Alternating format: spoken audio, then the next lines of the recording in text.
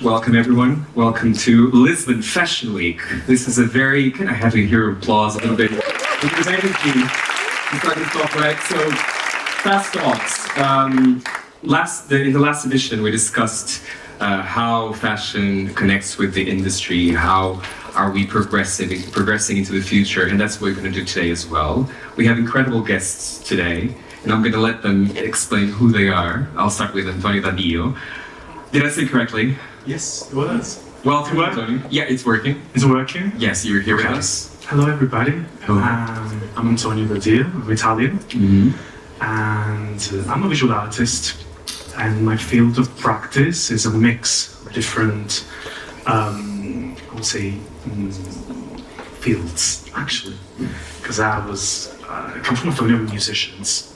And I used to paint since I was very young. So that's where it comes from. I studied design at YED, I'm a teacher at YED. And I started working very, very young. I'm a visual artist. I'm an independent visual artist and teacher based in London and Italy. And you're designing the future, Antonio. Oh, you're the one designing the future. Yes. So thank you for coming. Let's explain this. Today we're talking about the singular text for plural future. What does that mean? Will we be replaced? That's going to happen. We'll see. Connosco também, with us today, José Sobral. Welcome. Olá.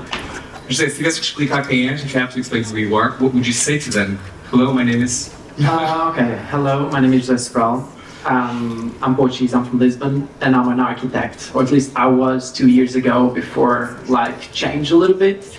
And suddenly I ended up going to LA to lead AI generative team at Revolve Clothing. I have my own brand, Batif, and I was lucky enough to be in the last season of Lisbon Fashion Week with my own show, which has been a dream since I can remember.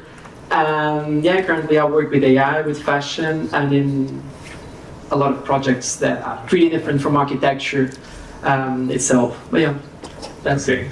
Summarized. Thank you. We'll learn a lot about AI with you today and hopefully survive. Tupac Martyr, can you explain to us your incredible... we don't have time to talk about your whole career today, but it's quite remarkable. Everyone here is quite remarkable. If you have to give us a broad stroke of what you have been doing for the past 20 years. For the past 20 years, I've been browsing the internet. Always refreshing. Yes. It's incredible the things you can do with it. If you have never done it, it's incredible. I was trained as a painter. I went to school for art, some visual artist too. I have a master's in theatre design, but I started coding at age of 6, which makes me a total threat because I'm an too. So I worked in fashion. I work in music. I design festivals. I make pieces. I work in immersive technologies, and I hate the word futurist because I don't think anybody is truly a futurist. But I believe that I live in this intersection of I do things manually, and I love the idea of doing this. But I also love the idea of how this and technology actually merges with each other. So they're not at odds with each other, in your opinion? Oh, no, not at all. I keep saying, I'm someone who started coding at age of 6, so for me, technology is like, I still have my imaginary friend. His name is Bobby. And he's here. And then my secondary imaginary friend is technology. So when I think of Siri, it's Alexa. Siri is Alexa. Yeah, they're too posh for me. I think that there's almost that element of when you're native with the technology, you're not scared of the technology. So you can see the possibilities of what that technology can do, and how can it advance and give so much opportunity to other people. And actually, it is an element of how we can actually make us a better human being and a better society if we just look at it in the right way. Unfortunately, the powers of being don't allow us to do that. So working towards a common goal, working to advance mankind, but there's this fear that lingers when we talk about AI, because I think we don't understand it. Maybe you three understand more than I do, or most of the people that are here today. Maybe all of you understand AI perfectly. Maybe we should just leave. But Antonio, if you had to, you teach. You're in fashion. You've had also a career where you've touched a lot of famous names of fashion. The same with with we bumped into each other many times throughout the years. We didn't know that. This is a cosmic coincidence. Absolutely. Together. Absolutely. Yeah. How do you feel about this theme? Do you think we should fear AI, or should we be cautious? Should we be in it? How do you see it? I think we must embrace technology. I mean, I missed it before when I was introducing myself, but I think that technology is the main, link that can actually build this bridge between the fine arts and the digital world. Because functional digital world, and you know it very well, doesn't work if you're not rooted into reality very well. If you don't know the surfaces, So we get defensive because I think it's not a queer approach yet towards the technology, like something that doesn't involve competition but cooperation. I think that technology is a link that can highlight the connection between us all. I mean, I think I'm here thanks to technology, so that's already, and I think that we do get defensive, and we should shift from competition to cooperation and stopping, feeling ourselves as individuals. The World Wide Web, right? So it was created in the 90s, late 80s. And this is the web that connects us all through the internet and the computers, right? So actually this is helping scientists to understand that we are not individuals. We are in constant exchange with the outside world. All the bacteria and the cells and the mushrooms, the mycelium, you've heard this word, mycelium a lot. Yeah. And the internet technology is helping at the moment scientists to understand that we are not individuals, are ecologists in constant exchange. So we should not compete but cooperate with AI. We're using AI since a long time. Google is AI. So right. I think that's almost like the worst common, the misperception that people have, right? I always talk to people and they go, "Oh, how come you're so good in technology?" It's like, you're good at technology too. Like, what do you mean? It's like, you use a calculator. Oh, that's not technology. No. That is technology. It just happens to be a different type of technology. So technology doesn't mean to being at the forefront of everything, but it means every single other thing that is not actual human. Jose, do you agree? You're looking very somber. I was thinking about giving maybe a different perspective from what I was saying, and maybe go back to the individual, and maybe it will reflect a bit of my experience and how technology influenced me in some way. I came from architecture, as I was saying. Architecture in Lisbon is, compared to, I studied as well in Seoul, in South Korea, and it's completely different. The way they look at technology in our work is way more ambitious than we do it here, for example, in Lisbon. Everything is very methodic, everything is like you used to do. And in some way, you kind of lose the curiosity of learning because it's not rewarded in academia. With that said, for me, technology, jumping into fashion, was something I could leverage. And this maybe is not for us in the panel, maybe it's for the students here.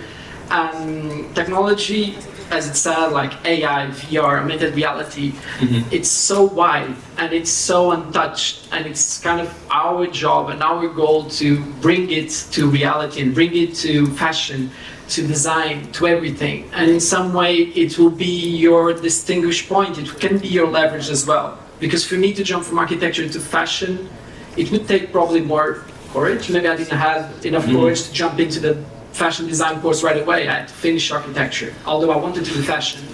I didn't know when I was going to be brave enough to do the turnaround and go for fashion. Maybe that was my leverage. That was like being in my room in Lisbon, working into a project that no one was going to see. It was AI in the first beginnings, like AI, talking about generative AI, so talking about the V1s, like the Midjourneys, the DALLs, and everything was so, I was naive doing it. I didn't know the outcome, controlling it. I didn't care about anything in the beginning, ethics. It's like this an origin superpower, like Spider-Man has like this origin. I don't know how to control it. It's my power. And it's just having fun. Because we didn't know exactly what it is. I don't know. Do we already know the possibilities behind? No. We're just scratching the surface of what we're gonna get to. So it's like studying the brain. You're almost like, we kind of know. We kind of have an idea of something that we think it is, but we're not really sure. I mean, like you said, when you started playing with Midjourney, You will prompt something and then have that prompt and finish, and then you will get an image. You know, I was having a discussion the other day with one of the guys in the studio, and he said, what if I prompt something and I get the perfect image that I want? I was like, if you do that and you get the perfect image that you want, you have to go and buy a lottery ticket, because literally you just had one in a trillion. Right? But if you go and you write a 70-page essay in a Tolkien way about Lord of the Rings, of course you're going to get the image that you want. But at that point, the image is not the piece of art; it's the 70-page essay that you've written. You know, and I think that's the misconception that a lot of people have about AI. You know, ourselves in the studio have moved away from using most of these tools to then using something that's called Comfy UI, in which we're able to control and have control nets of what the entire process is. So it's not just prompt something and an image comes out, it's prompt something and you start controlling every single image to it. And by It's an artistic process. yeah, and it looks like a bunch of spaghetti when you look at it, you know, but it's great. But at the end of the day, the fact that you do have that image, and there's a lot of things that are happening in that process that it will take any designer 3 or 4 months to do, right? And be able to concise it into a matter of an hour and an hour and a half, and that's still a lot better than whatever you get. And I think that, you know, for people, like, when you think about it, when you start working with designers, being able to have that flexibility and that ability to switch and to give them differences, and for them to, before, imagine if you had made a garment and you said, let's make it out of silk. Well, how heavy do you want that silk? You know, it was like, go in, do the patterns, do the cutting, and then 3 weeks later, you have a garment. Then you go, we should have used So much silk. or less heavy. And all of a sudden, you're able to do all these different permutations. I have a question. It's a provocation. Does it take the poetry out of it? Depends.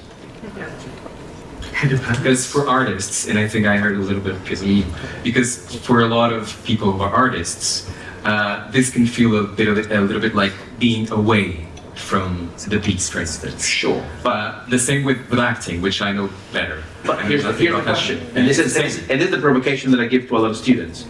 If you prompt something, you create an image, or you create something, a piece of music, right? And you put that out into the world. Yeah. Then you're not being an artist, right?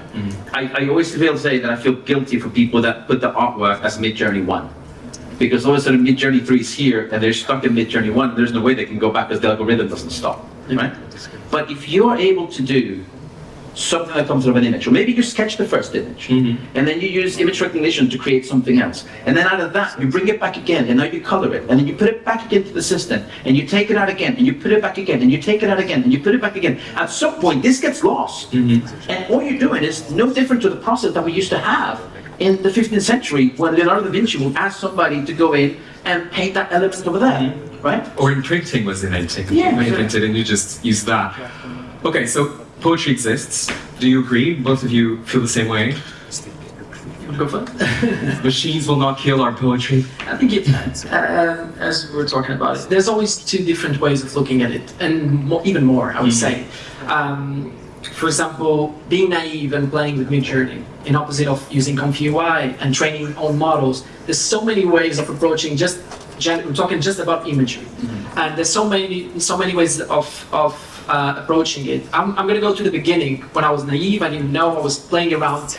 For me, the first thing that struck me and it was like, oh, this is fascinating, was bringing curiosity back into the game again. Oh, I see. So I started reading about sculptures. I started reading about movies, films, camera films, different shutter speed. What's going to be the difference in the image? So suddenly I was studying things that were not like directly connected with fashion or with architecture. I didn't want to see fashion mainly because I knew that it was based in open data, for example, visually. So I was always concerned about, am I doing something or creating something, or it's just going to be a lot of mix of my words in some way.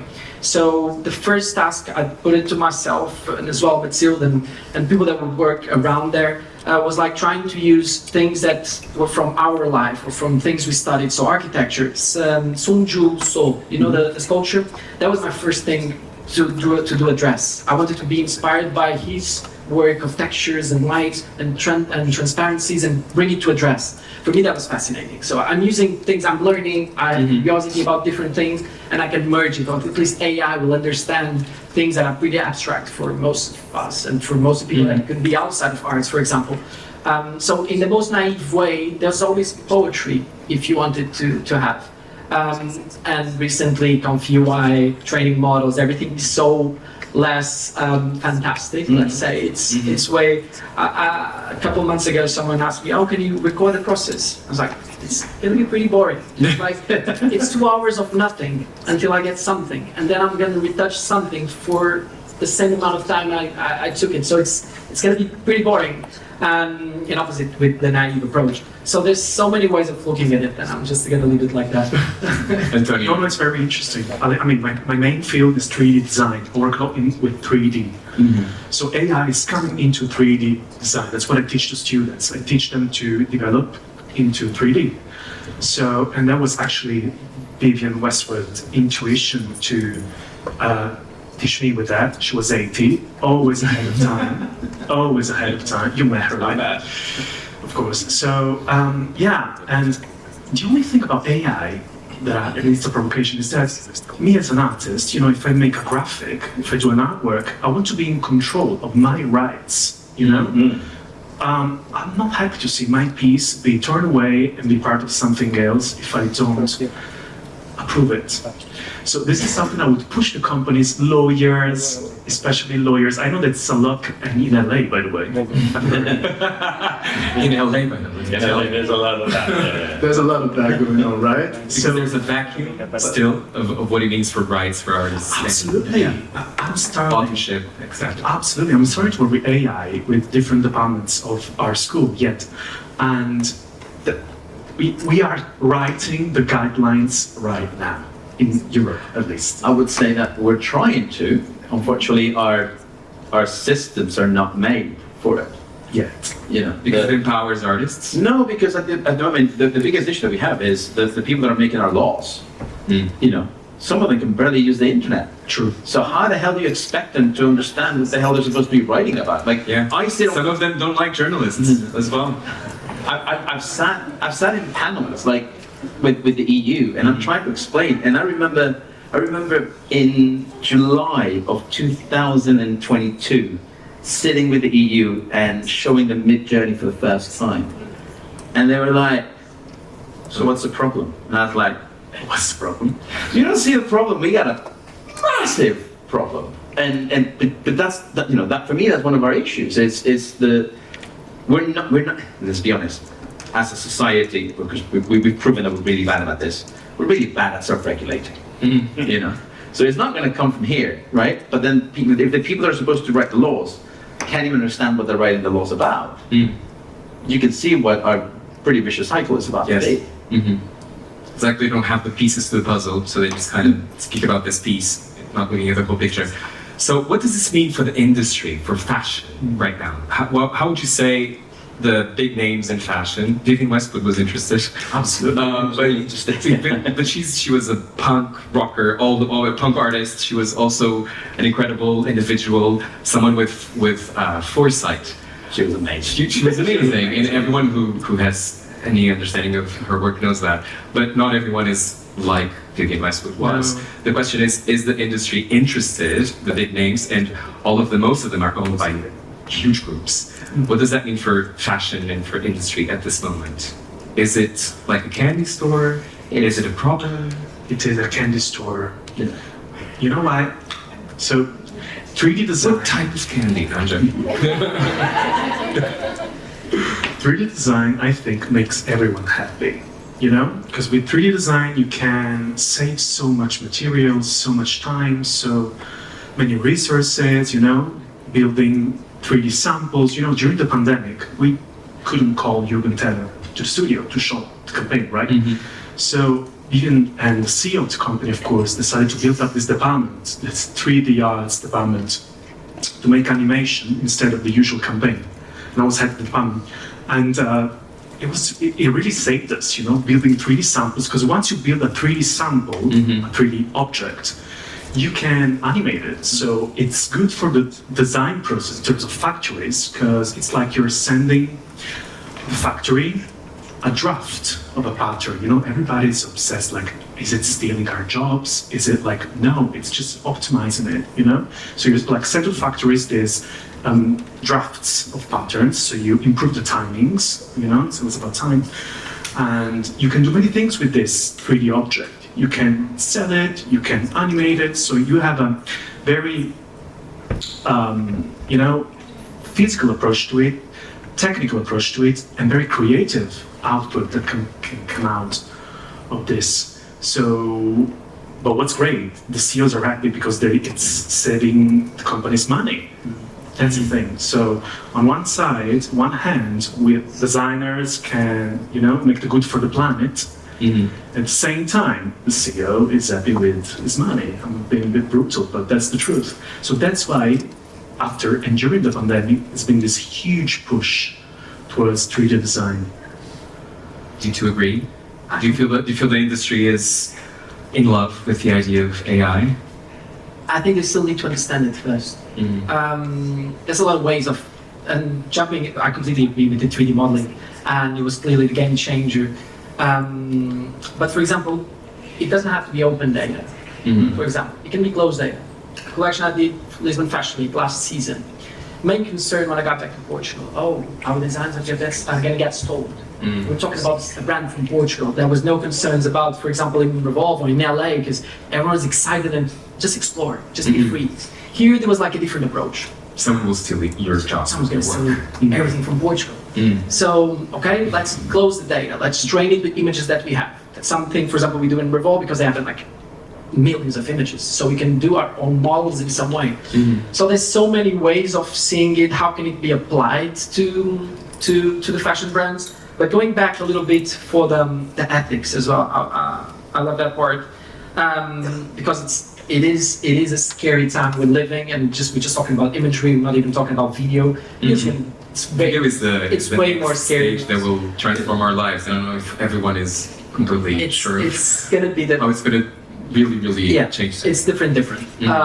But for example, talking about those ethics and how are we gonna deal with it?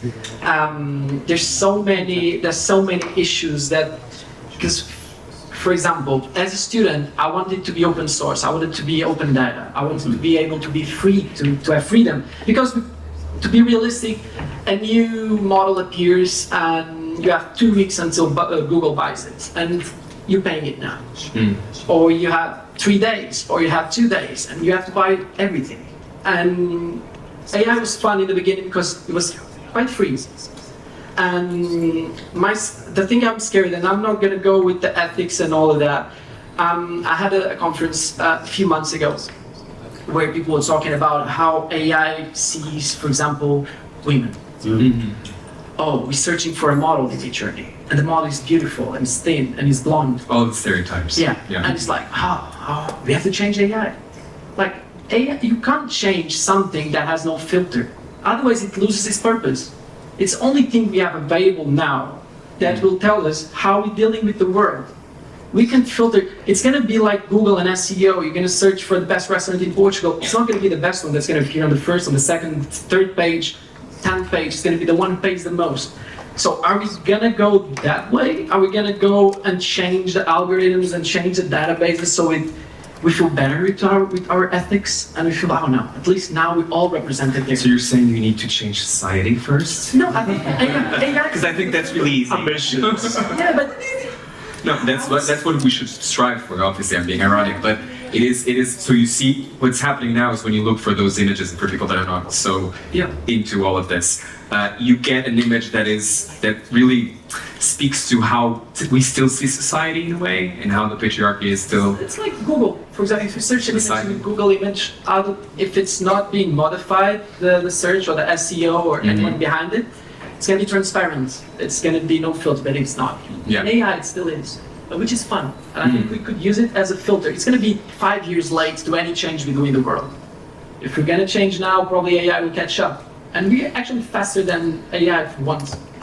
Well, sort of. I think there's also that bit of, and believe it or not, is we're running out of data.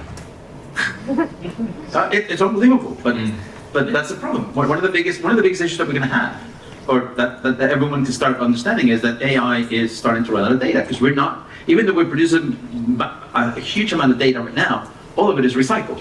So we're not really creating anything new that is good for them to otherwise we're going to go into this visual cycle where it's just taking its own data over and over again. And so, if I don't know how many people here use ChatGPT, I'm assuming most of you have at least tried it once. But ChatGPT for me is like if imagine you're in the middle of a car and you're going, what's 2 plus 2? 4!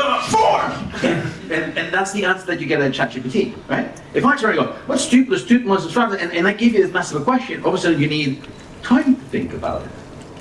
Right? And nuance, which is something that doesn't really exist. And that's kind of where a lot of these models are trying to move to. Where also you're going to be able to give to ChatGPT something and say, listen, I want to do this, and that. They say, give me a business report on the new trends of fashion in the past 5 seasons after COVID. Mm-hmm. Good. It will do that in 30 seconds. Mm-hmm. Whatever you're going to tell them, do that, it'll take 2 weeks. Now, all of a sudden, it's going to start going through data over and actually rationalizing it and understanding it and putting it. But we're still looking at the same data. Yeah. Right? Our data sets haven't changed. And so there's almost that element of either our data is going to start going back again to see if we can get more digging out of what we have already, or we're just going to get to a point and we're going to plateau here. And until we as humans actually start generating brand new data that these things can actually take, well, yes, it becomes this really horrible, vicious cycle, incestuous, more as you can. That's what it is. I know. I see the clouds.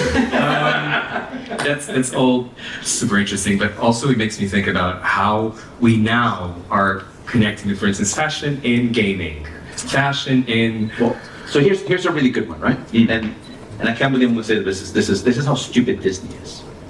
So This is a safe space. They are as dumb as you can imagine. Yeah. So I'm gonna stand up because I can only do this, right? So you were designing The Little Mermaid, the movie. Yes. Right? Huge success, great. You, my designer, you need to design The Little Mermaid, the toy. Well, here's that. And you are going to design The Little Mermaid, but you're going to do the action figure, right? This is the original mermaid, but none of you get to touch it. So you design your mermaid, you design your mermaid, and you design your mermaid. Nowhere else in the world will that happen, right? Chances is, if you create this 3D piece, we can then all look at your Little Mermaid and we all make based on that 3D design. Right now, that doesn't happen, right? So this idea that we're talking about now, about the singularity of it, the idea of we create one single object, one single thing, and then that gets used into a fashion show, that gets put into an animation, that goes into a movie, that goes into a toy, that goes into virtual. Sorry, I don't have I always pay £1 or €1 every time I use the word metaverse or empathy. So, it's amazing. Do it all the time, you become rich, especially at conferences. We need to get empathy in the metaverse. £2. Exactly, £2. And so this idea of all of a sudden, and obviously the M world will become a world and will become something in which we have to look at. Look at Fortnite. I know. Epic just paid $148 million in the past year of Fortnite. I know. And that's the creators. I know. And also, people buy tabbies and wear them. Yes. In Fortnite. Which is, I know. And they pay like $8,000 to have the experience. It comes with a specific package and a specific. What do you think of that? In that sense, you're wearing one right now, one pair of them. Yeah. Do you have a virtual pair as well? Drink the Little Mermaid now. I never played Fortnite. I'm sorry. I wasn't the scenes person. Can we talk about these things? I don't know. I don't know. I think that we ultimately, I don't know. I think I have a lot of faith in technology. Do we have enough faith in humanity? Because I think technology is all about the use of it, right? So the more twisted the human is, the more twisted the technology gets. So there should be a lot of into the educational field. That's what I personally think. We should be a lot educated during the step backwards before it gets out in the world. And also, AI and softwares, they come out every week. Every week. I was about to talk to the team and picking up the software, the AI softwares, to introduce to the students, the director, and yours was one of them, of course. And but it's very difficult because it's fast. It's so fast. Yeah. Did I? We used to, answer your but it's question? really funny you say that. When I went to school, and I went to school in Mexico City, so I don't know what it was like over here, but we used to have a class called Civismo, which was all about learning ethics and learning how to be with other humans, So important. and actually like, you know, the Civismo class was like, okay, here's a problem, here's an ethics problem. How are you going to solve it? And we used to have that class, and now when I look at that class just doesn't exist. So it's almost like there's almost like a generational element of we think about elements that the younger generation doesn't think, not because they don't want to, but actually they were not exposed to those things. That's so true. Everything. This is something that Vivian always used to say. Everything is connected. The climate issue, AI, are intertwined. You know?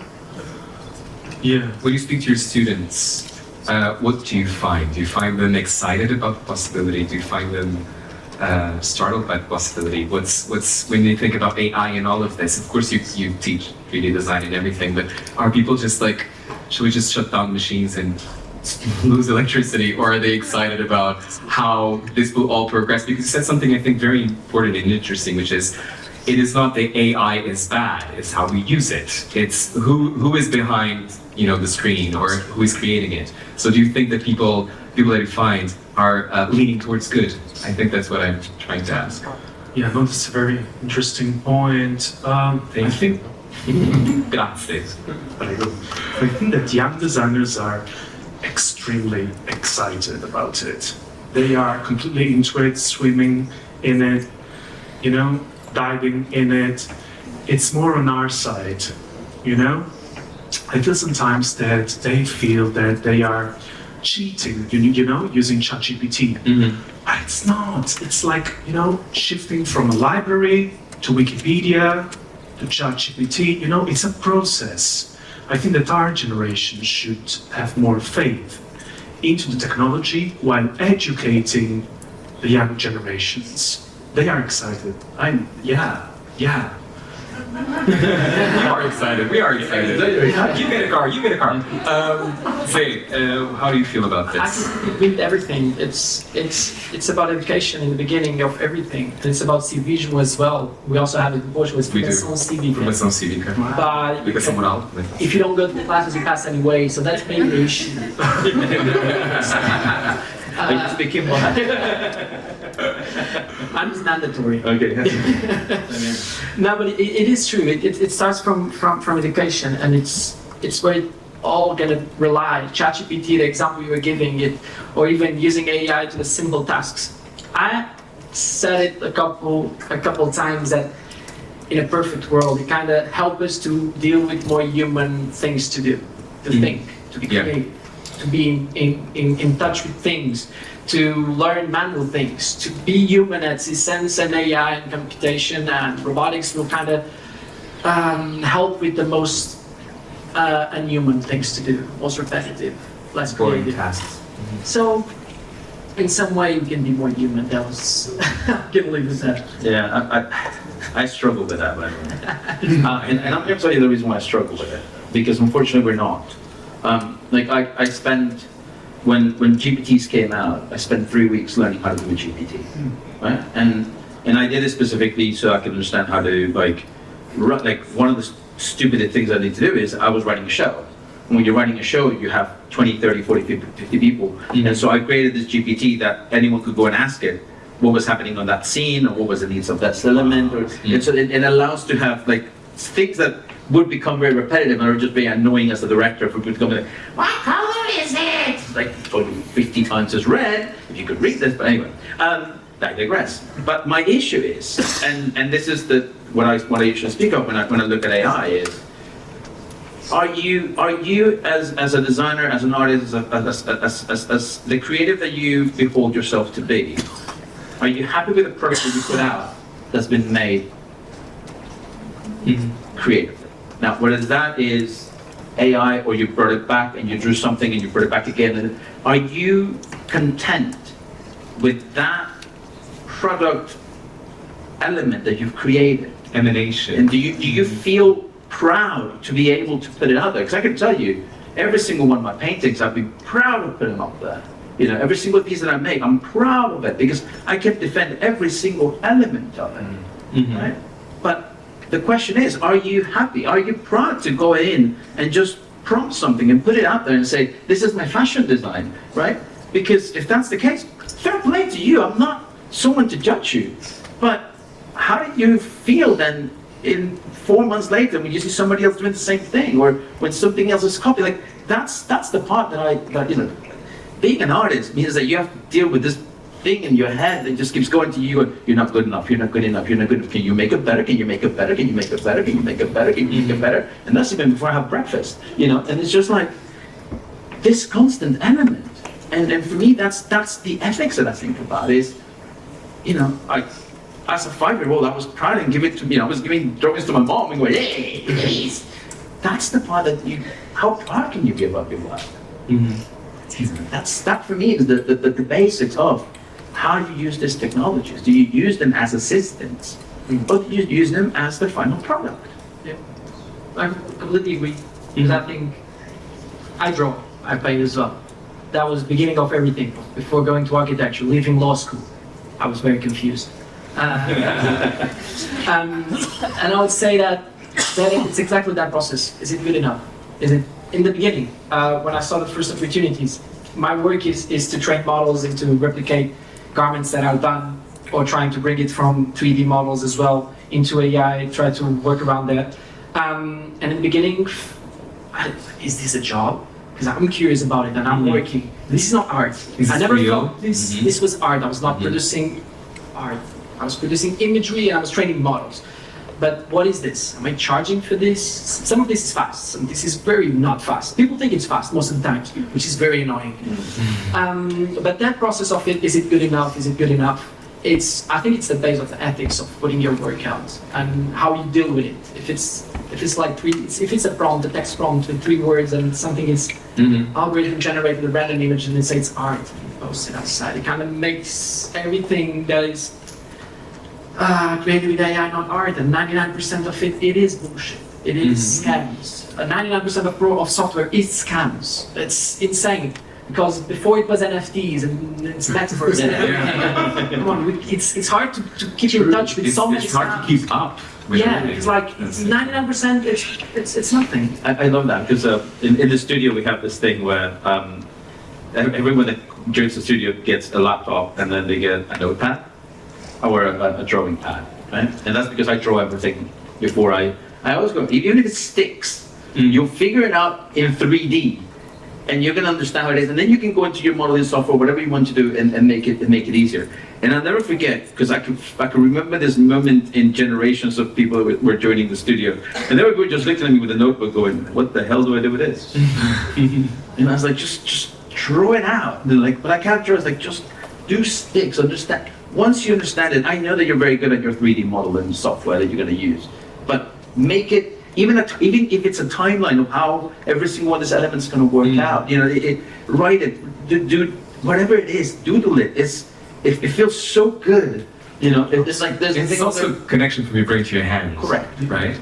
And to be in your body while you do it, which is. It's a process. Important as well. It's a moment where you don't have to go press, because that's mechanical. That's your technique. The drawing it and the putting it in the paper is you're making a conscious decision to understand how that thing that you're creating lives in the space. Yeah, absolutely. Before we carry on, I think I'm going to open the floor to questions. So if people have questions, this is a good time to ask them, because this is the moment to just ask questions. There's one there. Everyone is welcome to ask questions. Another one there. So if someone can please bring a microphone, that would be lovely. One there. Everywhere. So the first one over there. Over there at the back. Ali no fundo, se faz favor.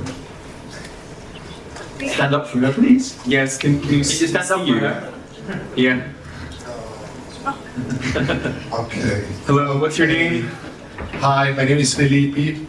Hi, Felipe. Hi, Felipe. Hi. Hello. Olá, olá. Hola. Olá. So, my work is a mixture of art, technology, acid. No, just kidding. No acid. But Not anymore. and I think I develop a product. I'm more than a writer, an artist, than a programmer. and I developed a whole product was interactive player for audio that you can change the narratives only by clicking. But I'm not a programmer, so I developed this using ChatGPT. And sometimes, as you said, sometimes I think we have forgot that the machines, they're not replace us, because we have one thing that's very important, that is the emotion, right? A machine can make emotion. So the thing that I want to ask you guys is, what is the main characteristic that we need to have, not to be not replaced by machines, but to navigate all this crazy stuff like generative, metaverse. What is the biggest characteristic that we as humans should have to be irreplaceable? That is the word, irreplaceable. Thank you. Obrigado. Thank Something you. came up in my mind. It's like techno music, right? Or electronic music. Electronic music made with love and emotion. It's very emotional, you know? It's all about how you make things, I think. It's for the profit, so it's bad for the planet. It's not going to be something that nurtures, you know, your path, I think. So it really depends ultimately on Knowing who you are, there's a sense of you having maybe your identity. I was saying Yeah. to co-create, you need to understand who you are first, maybe? I don't know. yeah, putting care, being aware of the consequences of your actions, you know, being aware, like question things about your practice, about the output, where is this going, who's going to see this, who's going to steal it, you know? Because our job is basically What do you think? composing. What do you think? I think that it's the same as in real life, as a person. Like, you can never be replaceable. For example, I was finishing architectural school. I was doing my master thesis, and I was afraid when I left there, even which grade I had, I was going to be replaceable very quick, because I didn't have, like, I was at some point after 5 years, I was doing what the main teachers were saying to do, and all the projects are quite the same, weirdly. And I was afraid I was going to be replaceable, so that's why when I was starting to get more curious about augmented reality in VR, I'm going to put my models in VR. This is going to be different. And in some way, it's funny because it's so naive, the approach, but it helped me. I know it helped, because like that procedure of thinking outside of the box and giving the goggles to the professor in the thesis, and I saved the environment because I didn't do no physical models. It's so virtual. It was all like part of the way I was presenting my master thesis, but in some way that was gonna make me a little bit less replaceable in the place I was going. I bring something new to the table, and I was curious about something new, and I was trying to delve into different spaces that no one was asking me to do. And in some way, I think that's going to be, if you're unique, if you pursue the things you like, it's going to be hard to be replaceable. It's funny because both of you think about that way. I completely go on the left way. And I'll tell you Just why. give up. No, literally. I tell everybody that I'm a failure, right? So I'm a failure. I wake up every day and I fail 100 times per day, right? And I'm a sadomasochistic human being, because I know I'm going to go and hit that wall 100 times and I'm going to fail 100 times. And yet I will still get up in the morning and go do it over and over again. Right? Most human beings run away from failure. Right? That's the reason why most people hate speaking in public, because they're scared of making a fool out of themselves. You know, that's the reason why you want to ask that girl, because she might reject you. So the idea of failing is something that is. Or boy. And so in my head is rejection, mate. But the thing that I'm really, really good at, Philippe, to answer the question, the reason why I know I will never be replaced is because I know that no one can make the mistakes that I make. That's my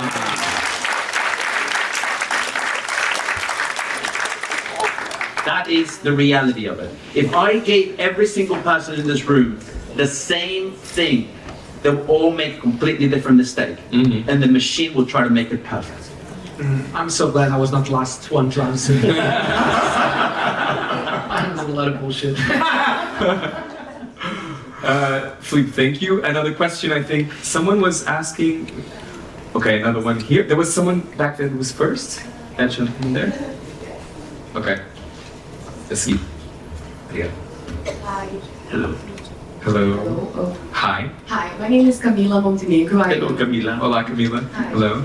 I am formerly a journalist. I don't know why you say that not everyone likes journalists, but No, because our prime minister said he'd like. I'm joking. I think that AI didn't kill our profession because, especially because of all the subject we are talking here about. But I also work in different fields since our history of life is what makes us to go through.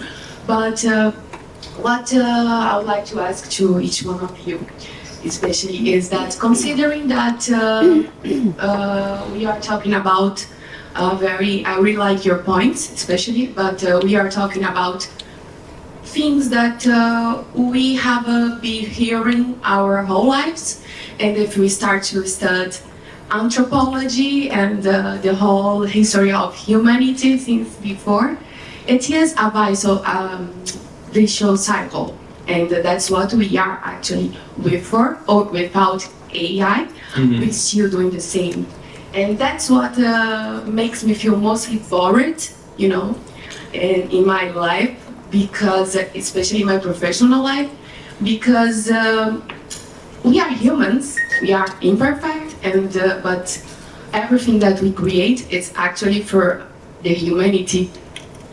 And one of our mistakes is sometimes forget that.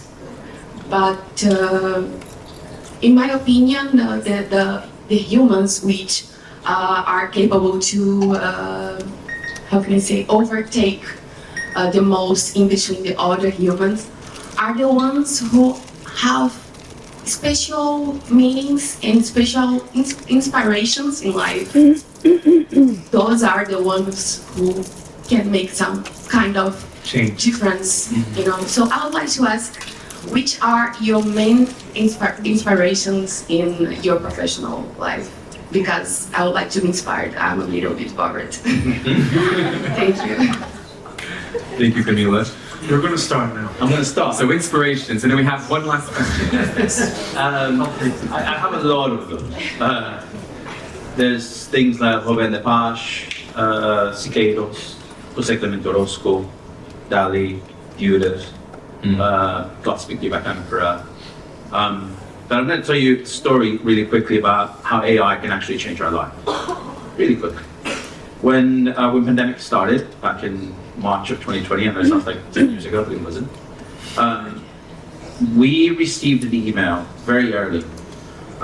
Me and a lot of the creative industries that we were working with, because we have a lot of machines, we have a lot of power that we're just sitting there because we're not doing shows. And it was Oxford University, Cambridge, and a couple others asking to tap into our machines at 7 p.m. every single night. And so we would log on our machines and they would come in and they would use all of our machines. And we're talking as an industry, as a creative industry, as a show industry, we had thousands and thousands of machines ready, right? And they will use our machines from 7 p.m. to 8 a.m. so that they can actually compute the amount of things they needed to do to find a vaccine.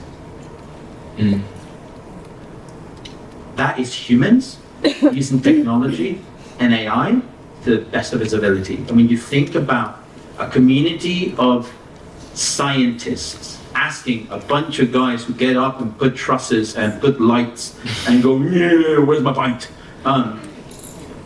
And working together and finding a common element that we had in which we both could serve. That for me is an inspiration. You go next. Yeah. Thank you for giving me the time to think. So I'll be very quick. I think that my main inspiration is the natural world. Because the more I dive into learning the processes of the natural world, the more I realize that there's not just vicious cycles, but there's also virtues. cycles. Yeah, cycles, you know? The natural world, it replicates how we interact with each other. The mushrooms, I'm very obsessed with mushrooms at the moment. You know? I told you last year. So, yeah, natural world. Yes. No, I think I'm gonna go a little bit. I'll say, because I don't have your career, I don't have your career. I'm in the middle of something I could call the beginning of a career, and I never knew what was gonna be my path, and I never knew that AI was gonna be part of it. Mainly because I was not in my house. My brother was studying AI. He's the engineer, and I'm looking at it sometimes because I might say something that's not correct. Most of the times. But he was listening very attentively. Yes, The he whole is. time And we saw him. He's still In the back, right? exactly. And I know he probably has some questions that he doesn't want to make because yeah, I know him. And I would say that I would go back to my mom and to my brother. One, because I know he's way more practical and has way more vision, like, of the things and studies like deeply these issues. And the one that didn't allow me to give up. I did all the national exams in university, in high school. I didn't know what I wanted to do. All of the themes? All of the things. Oh, wow. Why? Because I wanted to be in the last year of high school and be able to choose. Okay. That was my dream. So all of them? All of them. Okay. I didn't lose a year. I done in 3 years. I done all of from maths to English to philosophy to geography to biology, history. maths A, maths B. Cause My math D. Maths B. Yeah. And the condition was like you're allowed to it if you keep like your head in place and there's ethic about what you want to do and there's like, and I needed to be grounded. So that's going to be my main inspirations, I think. And of course, Matilda has been with me in the journey since it all started, and we work together. So it's a very familiar work and inspiration. We're a little bit out of time, but we have one last question from that gentleman with the glasses and the cap back there, because he asked first. So it's the final question for this talk, so if you have, and then we really have to go, so please be brief. What is AI? What is AI? Hello. Hello. Hello. First and foremost, thank you all actually for coming. It's been very nourishing to listen to you all. You're very experienced, I can tell by the delivery, and I've been learning so much with what you've shared. Now, I want to ask, before I ask, is it one question or can I ask a set of questions? You can ask only one because we're out of time, I'm sorry. So take one that you really want to. Alright. Maybe I would say, because for me, what makes art an authentic thing is the creativity, right? Creativity within the art of the art.